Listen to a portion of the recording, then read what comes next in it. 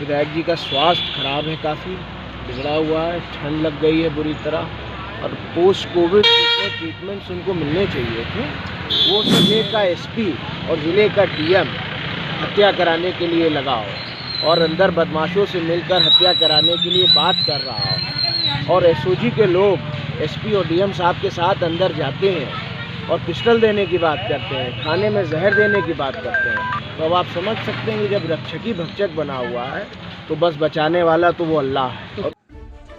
Banda jail में कैद बाहुबली विधायक मुख्तार अंसारी को प्रशासन जेल के अंदर हत्या कराने की साजिश रच रहा है।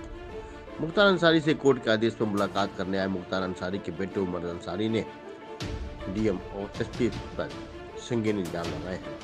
ये हम नहीं कह रहे हैं बल्कि मुख्तार अंसारी के लड़के उमर अंसारी ने कहा है। विधायक जी से आज मुलाकात का क्रम ये रहा कि माननीय न्यायालय ने आदेश किया था कि मिलकर वकालतनामा साइन करा ले परिजन परिवार के कोई एक सदस्य या फिर अधिवक्ता। तो उसके क्रम में मैं आया था, विधायक जी से माननीय न्यायालय के लिए जो वकालतनामा लगना है वो साइन कराएं और मुहर वगैरह लग गई। विधायक जी का स्वास्थ्य खराब है, काफ़ी बिगड़ा हुआ है, ठंड लग गई है बुरी तरह और पोस्ट कोविड जितने ट्रीटमेंट्स उनको मिलने चाहिए थे वो सब मिले नहीं हैं।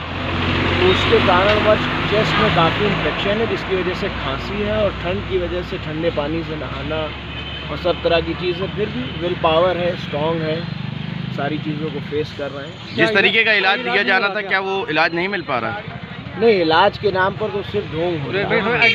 आप 10 बार 20 बार कहेंगे तब जाकर एक डॉक्टर आएंगे और वो देखेंगे और वो भी थर्मोमीटर लगाएंगे, बीपी नापेंगे और चले जाएंगे। 2022 का चुनाव बहुत नज़दीक है, किस दल से चुनाव लड़ेंगे कि निर्दलीय चुनाव लड़ेंगे?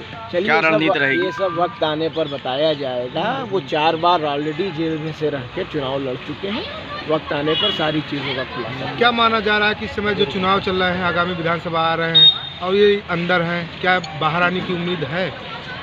इस समय ये अंदर हैं और अंदर रहते हुए मैं आप सबके माध्यम से ये उत्तर प्रदेश की आवाम को ये बताना चाहता हूँ कि जब ज़िले का एसपी और ज़िले का डीएम हत्या कराने के लिए लगा हो और अंदर बदमाशों से मिलकर हत्या कराने के लिए बात कर रहा हो और एसओजी के लोग एसपी और डीएम साहब के साथ अंदर जाते हैं और पिस्टल देने की बात करते हैं, खाने में जहर देने की बात करते हैं। तो अब आप समझ सकते हैं कि जब रक्षकी भक्षक बना हुआ है तो बस बचाने वाला तो वो अल्लाह है तो और वही बचा। विधायक जी ने आपसे इस विषय में कोई चर्चा की? इस विषय में बताया, उन्होंने नाम बताया, एसओजी के यहाँ प्रभारी हैं मयंक चंदेल, उनका, एसपी साहब का, डीएम साहब का, और इस सब को लेकर हम माननीय उच्च न्यायालय में जाएंगे। ज़रूरत पड़ेगी तो माननीय उच्चतम न्यायालय में भी जाएंगे और कानून का सहारा लेकर हम अपनी लड़ाई लड़ेंगे। और इस तरह से एक निर्वाचित विधायक, मैं तो कहता हूँ विधायक छोड़ दीजिए, वो एक सीनियर सिटीज़न है, इस देश के नागरिक हैं और ये उनके लिए गौरव की बात है हम लोगों के लिए। लेकिन उसके बावजूद जो मौलिक अधिकारों का हनन हो रहा है वो सबसे दुर्भाग्यपूर्ण बात है और ये सरकार बहुत जुल्म कर चुकी। अब इस सरकार को उखाड़ फेंकने का वक्त आ गया है। गरीब परेशान है, किसान परेशान है, बेरोज़गार परेशान है, बहुत हो गया। अब 22 का वक्त नज़दीक है और सरकार को उखाड़ फेंके। भैया ये बताइए, जैसे अंदर आपकी बात हुई, यहाँ पर सुरक्षा की तमाम बात की है, कई बटालियन यहाँ पे पीएससी लगाई गई, फोर्स है, तब भी आप कह रहे हैं उनको सुरक्षा है? एसपी साहब और डीएम साहब जब यहाँ आते हैं तो उनके साथ, फोर्स के साथ एसओजी के प्रभारी जाते हैं पिस्टल लगा के। कौन तलाशी लेगा उनकी? कोई किसी की हिम्मत है कि तलाशी ले ले?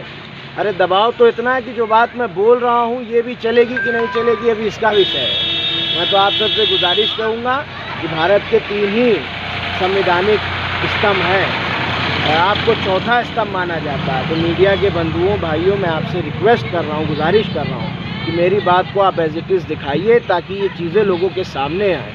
और मेरे फादर ने नाम लेकर बताया है कि किस तरह से उनकी हत्या की प्लानिंग की जा रही है ताकि वो लड़ ना सके चुनाव। और आगे के लिए वो ब्रजेश सिंह के खिलाफ गवाह हैं। अगर ब्रजेश सिंह के खिलाफ वो गवाही माननीय न्यायालय में दे देंगे तो क्या होगा उस ब्रजेश सिंह के भविष्य का, जो दाऊद इब्राहिम, अंडरवर्ल्ड डॉन दाऊद इब्राहिम का फाइली है। एक ही केस है जिसमें 3 लोग फाइली हैं, सुभाष ठाकुर, ब्रजेश सिंह और दाऊद इब्राहिम। और उसके विरुद्ध मेरे पापा पे उन्होंने अटैक किया था, उसके विरुद्ध पापा चश्मदीद गवाह, घायल गवाह और वादी मुकदमा, और वो गवाही दे देंगे तो क्या होगा। इसलिए ये सारा कुकर्म रचा जा रहा है लेकिन मेरा मानना है और हम सबका ईमान है कि मारने वाले से बहुत बढ़कर है बचाने वाला, और अल्लाह ही मौत और ज़िंदगी का मालिक है। और अल्लाह जब तक